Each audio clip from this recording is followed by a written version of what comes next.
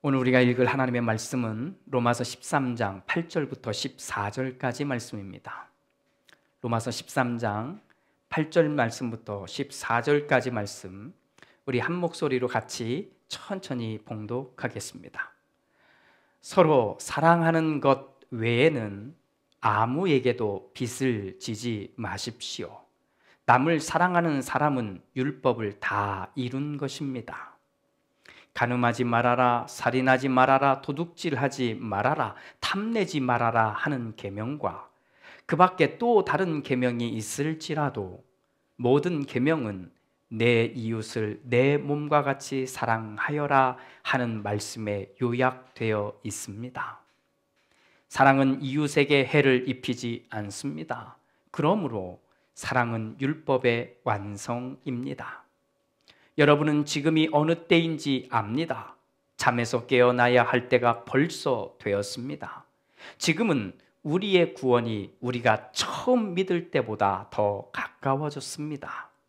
밤이 깊고 낮이 가까이 왔습니다. 그러므로 우리는 어둠의 행실을 벗어버리고 빛의 갑옷을 입읍시다. 낮에 행동하듯이 단정하게 행합시다. 호사한 연회와 술 취함, 음행과 방탕, 싸움과 시기에 빠지지 맙시다. 주 예수 그리스도로 옷을 입으십시오. 정욕을 채우려고 육신의 일을 꾀하지 마십시오. 아멘. 아멘. 벌써 우리가 온라인으로 예배를 하기 시작한 지 2달이 채워졌습니다. 5월의 마지막 날이기도 하고 마지막 주일이기도 합니다. 2달여의 시간을 보내는 동안 익숙해진 것도 있고 어쩌면 더 갈급해진, 더 그렇게 소망하는 마음도 우리 가운데 있을 거라고 생각이 됩니다. 그러나 분명히 이전과 지금 또 앞으로도 변하지 않는 것은 하나님이 원하시는 예배를 드리면, 하나님이 원하시는 대로 시간을 구별하고 그렇게 드리면 하나님은 우리의 예배를 받으신다고 하는 겁니다. 믿으십니까?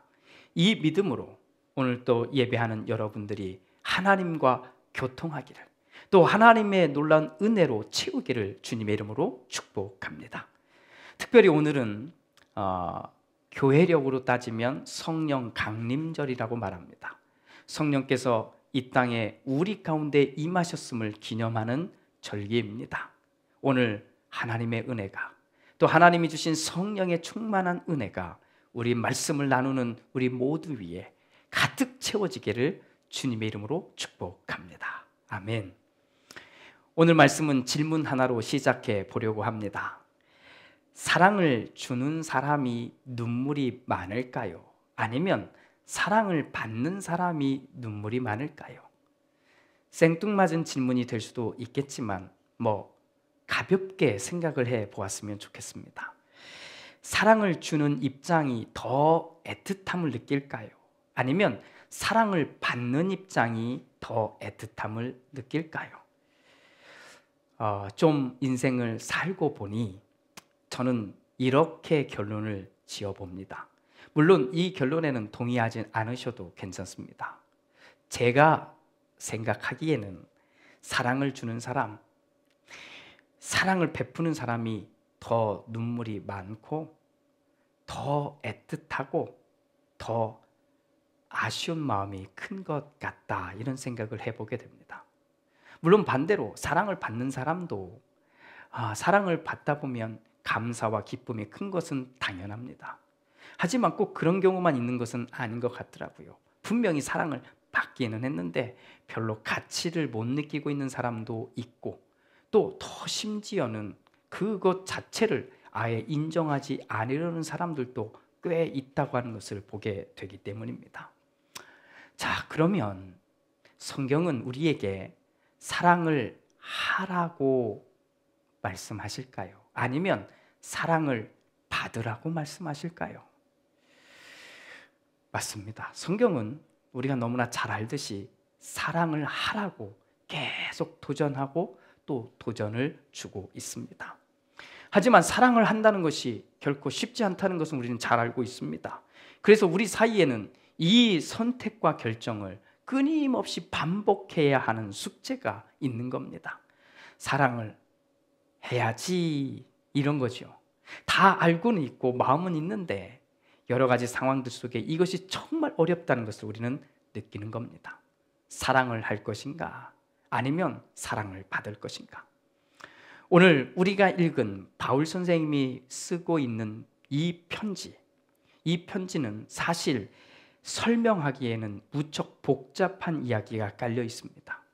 우리가 읽은 13장, 그런데 전체를 다 읽으면 이런 내용이 담겨져 있습니다. 세상의 권세, 세상의 힘을 가진 사람들 앞에서 우리 믿음을 가진 사람들은 어떻게 행동해야 할까라고 하는 부분을 다루고 있는 겁니다. 세상의 힘을 가지고 있는, 권력을 가지고 있고 정말로 무엇인가를 좌지우지할 수 있는 사람들 앞에서 우리 믿음을 가진 사람은 어떻게 행동해야 할 것인가 하는 겁니다. 단순히 쓰여진 글자 그대로 말하기에는 그때와 지금은 너무나 다른 상황들이 놓여져 있기에 이것을 설명하려면 굉장히 긴 시간이 필요할 것 같습니다. 그래서 저는 긴 설명을 대신해서 우리가 함께 읽은 8절, 서로 사랑하는 것 외에는 아무에게도 빚을 지지 맙시다 라고 하는 이 한 구절로 그 긴 설명을 대신해 보려고 합니다. 옛 번역본으로 우리가 사용하고 있는 개역 개정판에서는 이 부분을 이렇게 번역했습니다. 피차 사랑의 빚 외에는 아무에게든지 아무 빚도 지지 말라. 피차 사랑의 빚 외에는 아무에게도 아무 빚도 지지 말라. 언뜻 읽으면 사랑의 빚은 지어도 되는 거구나 이렇게 느낄 수도 있게 번역이 되어 있습니다. 그런데 원문을 읽으면 사실 그것과는 다르다는 것을 확실히 느낄 수 있습니다. 우리가 사용하고 있는 새 번역은 그 면에서 정확하게 이해하도록 또 오해가 없도록 번역해 준 것입니다. 서로 사랑하는 것 외에는 아무에게도 빚을 지지 맙시다 라고 하는 겁니다. 이 여기서 등장하고 있는 빚이라고 하는 단어는 13장 전체에 걸쳐 있는 단어라고 보셔도 됩니다. 13장 전체는 다 이것과 관련이 있는데 세상의 힘을 가진 사람들과 믿음을 가진 사람들의 관계를 설명해 주면서 가장 현실적인 예화로 세금 문제를 다룹니다. 한 국가의 국민이라면 당연히 세금을 내야 합니다. 그렇죠? 세금을 내는 것이 이상한 일이거나 나쁜 일이라고 말할 수 없습니다. 그것은 국민의 의무입니다. 그런데 만약 세금을 내지 않는다면 우리는 국가에 대해서 해야 할 책임을 다하지 않을 뿐 아니라 오늘 이 말씀을 따라 읽으면 우리는 국가에 대해서 또는 다른 사람들에 대해서 빚을 지고 있는 형국이라고 말하는 겁니다. 바울 선생님은 지금 로마라고 하는 엄청나게 큰 제국, 그 제국의 수도인 로마에 있는 교인들에게, 기독교인들에게, 예수 믿는 사람들에게 이 편지를 쓰고 있는 겁니다. 이 땅에 살면서 우리가 정말 해야 할 것이 있는데 그것은 바로 서로 사랑하는 것입니다. 그런데 만약 우리가 이 땅에 살면서 해야 할, 마땅히 해야 할 것을 하지 않게 된다면 우리는 그것을 하지 않는 빚을 치고 사는 모양이 되는 겁니다. 그러니 바로 이 부분, 우리가 세상에 대해서 빚을 지고 사람으로 살아서는 안 된다는 이야기를 하는 겁니다. 그러니 여러분, 우리 세상에 대한 빚은 지지 맙시다. 하나님을 믿고 천국의 소망을 가지고 사는 우리는 세상에 대해서 빚을 지고 그 세상에 대해서 진 빚을 갚으며 살아갈 존재가 아니라 이제 그 빚에서 자유해야 합니다. 그리고 나서 정말 해야 할 것이 있는데 그것은 바로 서로 사랑하는 것입니다. 이것이 율법의 완성이고 이것이 오늘 말씀에 따라 우리가 분명히 확인할 수 있는 하나님의 뜻이고 하나님이 우리에게 주신 사명인 겁니다. 그렇게 하나님의 뜻이 온전히 이루어질 때 우리의 삶에서 사랑하며 살게 될 때, 그때 우리는 어떤 모습을 만나게 되냐면 사랑하고 있는 너와 나를, 또 우리를 보게 되는 것입니다. 그래서 마지막 부분에 이런 말씀으로 기록합니다. 사랑은 이웃에게 해를 입히지 않습니다. 이 말은 이웃과 관계를 끊고 살라는 이야기가 아니잖아요. 관계를 맺고 있는데, 함께 무엇인가를 같이 하고 있는데, 우리가 예수를 믿는 사람이기에, 사랑하는 사람이기에 우리는 이웃에게 해를 입히지 않게 된다는 이야기입니다. 우리 교우들은 잘 알지요. 제가 산을 참 좋아한다는 걸. 그런데 이제는 옛날 이야기처럼 돼서 이제는 그만 말해야 되지 않을까. 왜냐하면 요즘은 산에 못 가거든요. 안 가는 건지 못 가는 건지 모르지만 지금 제 상황은 그렇습니다. 그러니 산 얘기는 좀 덜 해야 되는데, 그래서 요즘에 제가 선택한 것은 미디어를 통해서 산에 가는 거 이런 걸 보거나, 아니면 저기 그 깊은 산 속에 들어가는 거, 이런 프로그램들을 보면서 대리 만족을 하고 있습니다. 얼마 전에 정말 우연히 한 프로그램을 봤는데, 저는 그 프로그램을 보면서 감동했습니다. 한국의 연예인 3명이 소위 오지라고 하는 곳을 찾아가는 겁니다. 자, 이 프로그램 탁 열었는데 비행기를 타고 또 내렸다 타고 또 내렸다 타고, 무려 비행기를 타는 시간만 24시간, 내려서 트럭을 타고 가는데 4-5시간을 갑니다. 그리고는 더 이상 차로도 올라갈 수 없어서 차에서 내려서 다 배낭을 메고 또 5-6시간을 올라가야 만날 수 있는 산골짜기에 있는 마을에 가게 된 겁니다. 산 높이는, 마을이 있는 높이는 해발 8,000피트가 넘는다고 합니다. 자, 그곳에 간 겁니다. 그런데 차마 제가 사진으로도 소개하기가 좀 어렵습니다. 왜냐하면 그곳에서 만난 부족 사람들이 그냥 우리가 상상할 수 있는 그 옛날 모습 그대로이거든요. 옷은 거의 입지 않았는데 이걸 사진으로 어떻게 보여주기도 민망한 그런 모습을 갖고 있더라고요. 거기에서 이 3명의 연예인이 겪는 에피소드들을 하나씩 소개해주는 프로그램입니다. 3번째 에피소드를 소개하는 프로그램에서 제가 놀라게 된 겁니다. 갑자기 계속 평소에 늘 옷을 벗고 지내던 그 부족 사람들이, 다 모여봤자 20-30명이거든요. 애들부터 어른까지. 그런데 그날 아침 갑자기 사람들이 옷을 입고 모이기 시작하는 겁니다. 물론 화려한 옷이라고 말하기는 어렵습니다. 티셔츠라든지 반바지 같은 옷이지만 어쨌든 안 입고 있던 옷을 입고 모인 거예요. 335 자기 집에서 나옵니다. 그런데 집을 보니까 문은 없으니까 문 앞에 나무로 이렇게 X자처럼 못 들어가게 이렇게 뭔가 표시를 해놓고는 모이는 겁니다. 모여서 한쪽으로 가는데 어디에 가냐고 물었더니 그들이 하는 말이 교회에 간다네요. 그래서 저도 깜짝 놀란 겁니다. 내가 잘못 들었나 싶었어요. 아니나 다를까 그곳에 프로그램에 있는 연예인들도 묻는 거예요.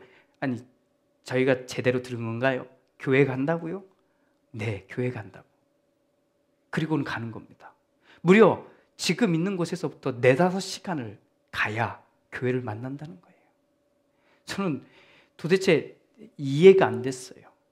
그런데 그 장면 밑에 조그만 글씨로 설명이 되어 있는 걸 보고서는 알게 됐습니다. 1954년, 그러니까 지금으로부터 거꾸로 돌아가면 66년 전 얘기입니다. 그때 그 산 속에는, 그러니까 이 산 저 산이겠죠. 여기에는 정말로 수많은 부족들이 있었는데 이 부족들이 끊임없이 수백 년 동안 싸움이 있었답니다. 우리로 말하면 전쟁이지요. 죽고 죽이는 겁니다. 그냥 조금 싸우는 게 아니라 부족들끼리 죽고 죽이는 정말 심각한 전쟁. 그래서 모든 부족이, 큰 부족이 없는 거예요. 숫자가 많은, 다 그냥 20-30명씩 밖에는 살아남지 않는 거예요. 왜냐하면 많이 죽었으니까. 수백 년을 싸웠거든요. 그런데 1954년 바로 이 산 속에 선교사들이 들어오게 된 겁니다. 복음을 들고 선교사들이 들어온 거예요. 그리고는 이들에게 복음을 전한 겁니다. 하나님을 믿는 게 무엇이고 예수를 믿는 게 무엇인지 보여준 거예요. 알려준 거예요.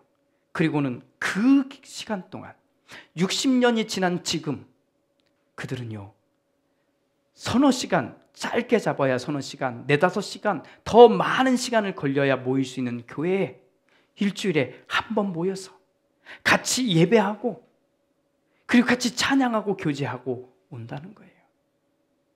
더 이상 전쟁이 끊어진 겁니다. 이들은 서로 사랑하는 법을 배운 거고 서로 사랑하는 것이 무엇인지를 그들의 삶 속에서 그대로 살아내는 거예요. 저는 정말 충격이었어요. 이 에피소드 다음에 어떤 내용이 나오냐면 이 부족에서 평생 자랐던 청년 2명이 이 제작진들의 도움을 받아서 한국에 오게 되는 내용이 담겨져 있습니다. 근데 이 부족 사람만이 아니라 산 사람 다 마찬가지라는데요, 신분증이라고 하는 걸 평생 한 번도 가져본 적이 없이 산답니다. 그러니 이 청년 둘도 신분증을 처음 만들어 본 겁니다. 그리고는 처음 만든 신분증을 가지고 또 이동해서 처음 여권을 만들고 평생 처음 비행기를 타고 평생 처음 바다라고 하는 것을 보면서 평생 처음 한국에 오는 내용이 나옵니다. 그런데 이 두 청년이 한국에 간다고 하니까 우리로 말하면 여행 짐을 싸는데 조그만 가방 하나를 싼 겁니다. 여기에 딱 2가지가 담겨져 있습니다. 티셔츠 1장. 이 한 장이면 한국 가서 일주일 충분히 살 수 있다고 생각하는 거예요. 그리고 뭐가 담겨 있는지 아세요? 성경책이 담겨져 있더라고요.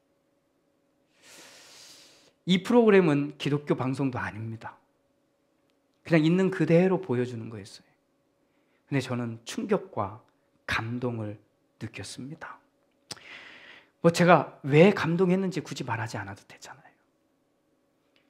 싸움밖에 없었던 그들의 그냥 지금도 여전히 매일매일의 삶은 원시적으로 살아가고 있는데 그들이 예수를 믿었더니 더 이상 전쟁이 없어진 거예요. 더 이상 죽고 죽이는 게 없어진 거예요. 모여서 일주일에 한 번이지만 모여서 예배하는 사람들이 된 거예요. 그런데 우리 아시지요? 세계의 역사를 공부하신 분들은 다 아실 겁니다. 이미 1000년보다도 더 오래전 복음이 들어간 땅들이 있습니다. 예수를 믿는 사람들이라고 지금도 얘기하는 땅들이 있습니다. 많습니다. 그런데 정말 심심찮게 소식이 들려옵니다. 또 이 부족과 이 부족이 싸웠다는 겁니다. 전쟁한다는 거예요. 죽고 죽인다는 거예요. 그런데 그들이 서로 말합니다. 이건 거룩한 전쟁이라고, 거룩한 싸움이라고, 하나님을 위한 싸움이라고. 아니, 성경의 어느 한 자락이라도 그렇게 되어 있던가요? 바울 선생님이 정말 바라고 소망하는 것, 우리 함께 그림으로 그려봤으면 좋겠습니다. 그리고 그 그림을 그리면 11절부터 나오는 내용은 바로 이런 내용이 됩니다. 사랑하는 여러분, 지금이 어느 때인지 아십니까? 이제는 잠에서 깨어야 할 때입니다.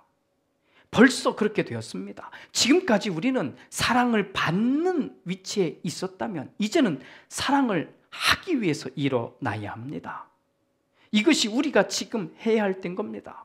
복음을 처음 받아들였을 때는 사랑을 받는 것이었을지 모르는데 이제는 그 마지막 때가 너무나 가까이 왔습니다. 그때, 지금 이때 우리가 해야 할 것은 사랑하는 겁니다. 우리가 어둠의 행실을 벗어버리고 빛의 옷을 입는다는 것이 무엇인지 아십니까?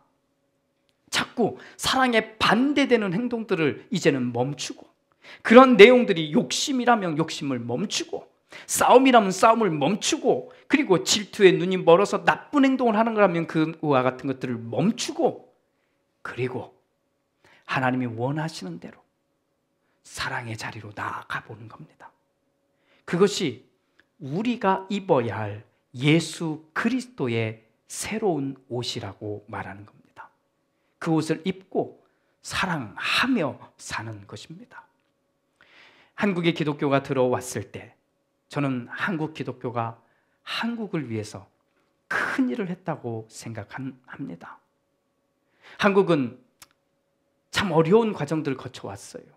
그래서 쌓인 게 뭔지 아시죠? 분노, 그리고 쌓인 게 화, 이것들이 쌓여있는 민족이었습니다.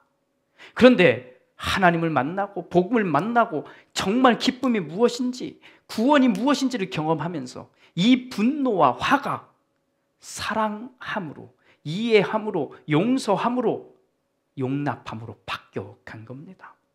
저는 한국 사회를 그와 같은 정말로 참다운 복음이 바꿔냈다고 저는 믿고 있습니다. 하지만 그 긴 시간들이 왔음에도 불구하고 우리가 여전히 만나고 있는 것이 무엇인지 아세요? 교회는 성장할 만큼 성장했습니다. 교회 수는 많아질 만큼 다 많아졌습니다. 정말 그렇게 되었습니다. 국민을 대표하고 있는 국회의원들 3분의 1 이상이 기독교인들입니다. 땅이 뭐 그렇다고 큽니까? 우리가 살고 있는 조지아보다도 작은 땅에 그냥 살고 있습니다. 그런데 아직도 이 문제를 해결해내지 못하는 거예요. 어디 출신이냐? 집안은 뭐냐? 얼마만큼 배웠냐? 어떤 집에서 사냐? 돈이 얼마나 많냐? 이걸 해결해내지 못하고 있는 겁니다. 그리고는 나도 상처받았고 저 사람도 상처받았고 저 사람도 아픈, 그냥 우리 그렇게 살고 있는, 여전히 해결하지 못한 우리에게 숙제가 남아 있는 겁니다. 사람들을 차별합니다. 사람들을 무시합니다. 사람들을 경계합니다. 이것은 아니잖아요. 우리가 하나님을 믿는 사람으로서 이런 행동을 해서는 안 되지 않습니까? 차별의 벽을 무너뜨려야 하고, 무시하는 게 아니라 오히려 존중하며 살아야 하고, 그렇게 사람을 경계하는 게 아니라 사랑으로 끌어안으며 살려고 해야 하는 것 아니겠습니까? 이것이 오늘 바울 선생님이 이야기하고 있는 사랑하는 것입니다. 새로운 옷을 입는 겁니다. 예수 그리스도의 옷을 입는다고 말하는 겁니다. 제가 미국에 와보니 미국도 이 숙제에서는 예외가 아닌 것 같습니다. 기독교의 나라로 시작했다고 말하잖아요. 그렇죠? 남북전쟁이라고 하는 엄청난 전쟁을 잘 끝냈다고 말하잖아요. 특히 우리가 살고 있는 이곳은 바이블 벨트라고 해서 정말로 신앙이 더 강한 땅이라고 말하잖아요. 그런데 왜 우리는 여전히 이 피부색에서 자유로워지지 못할까요?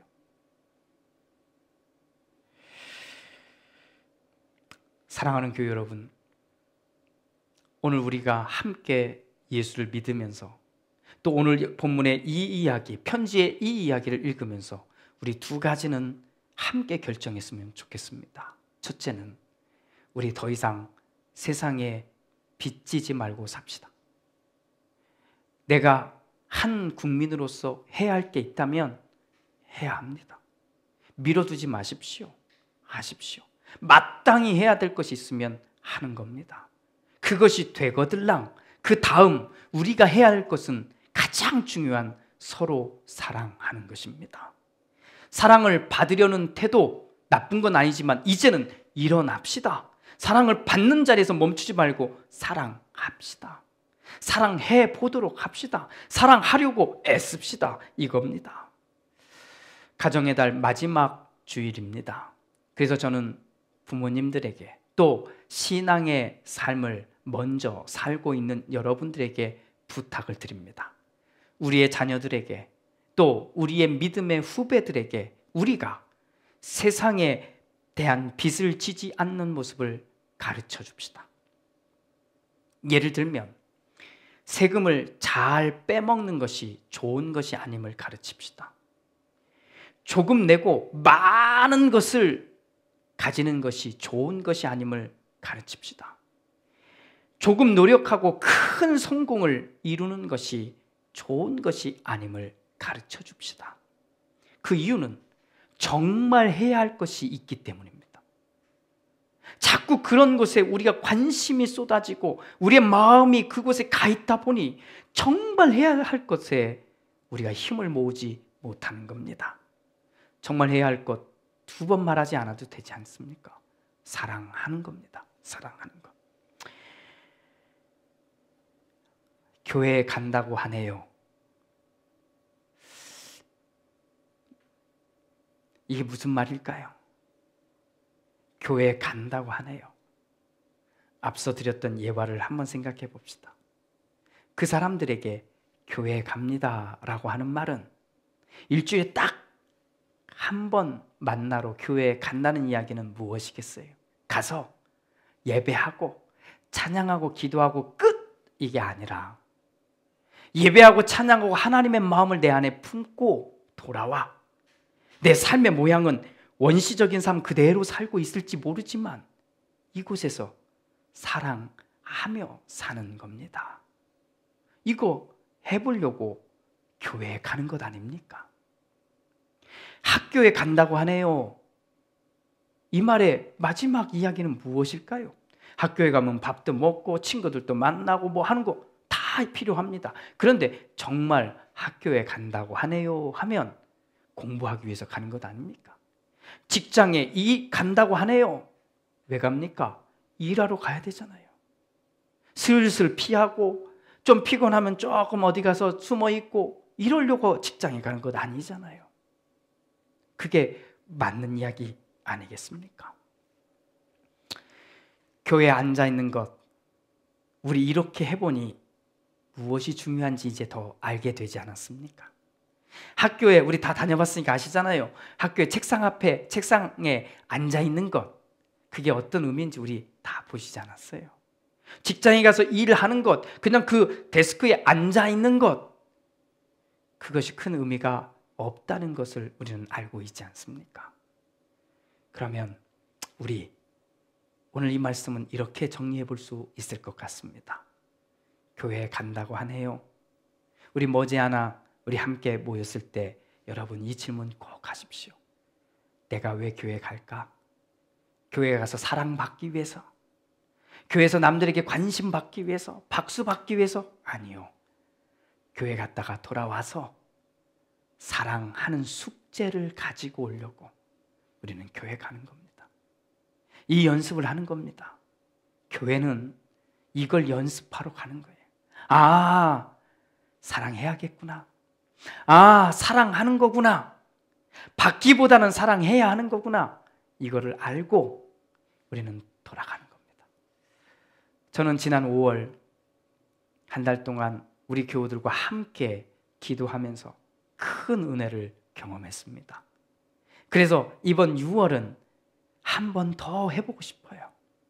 이번에는 성도들의, 우리 교우들의 얼굴도 좀 비춰주면서 함께 기도하고 그랬으면 좋겠어요. 괜찮습니다. 이 상황이 끝날 때까지 보지 않게 되더라도 괜찮습니다. 그러나 꼭 가십시오. 함께 기도하는 것 해봅시다. 이것이 사랑하는 우리의 모양인데 이게 끝이 아니라 시작인 거예요. 그리고는 그렇게 좋거든. 그 마음이 너무나 좋거든. 이제는 나의 삶의 자리에 있는 사람들을 위해서 내가, 여러분이 그렇게 하는 겁니다. 그것이 사랑하는 거예요. 그것이 예수 그리스도의 옷을 입은 우리의 진짜 모습이 되는 겁니다. 이 모습 위에 함께하는 우리 모두가 되기를 주님의 이름으로 축복합니다. 기도합니다. 주님, 오늘 우리는 바울 선생님의 이 편지 한 절을 기억합니다. 서로 사랑하는 것 외에는 아무에게도 어떤 것도 빚을 지지 마십시오. 오늘 믿음으로 이 땅을 살고 있는 우리가 세상에 빚진 사람이 아니라 서로 사랑하는 사람으로 살아가게 하옵소서. 그렇게 우리는 율법을 완성하고 그렇게 우리는 예수 그리스도의 옷을 입고 사는 참 믿음의 사람들 되게 하여 주시옵소서.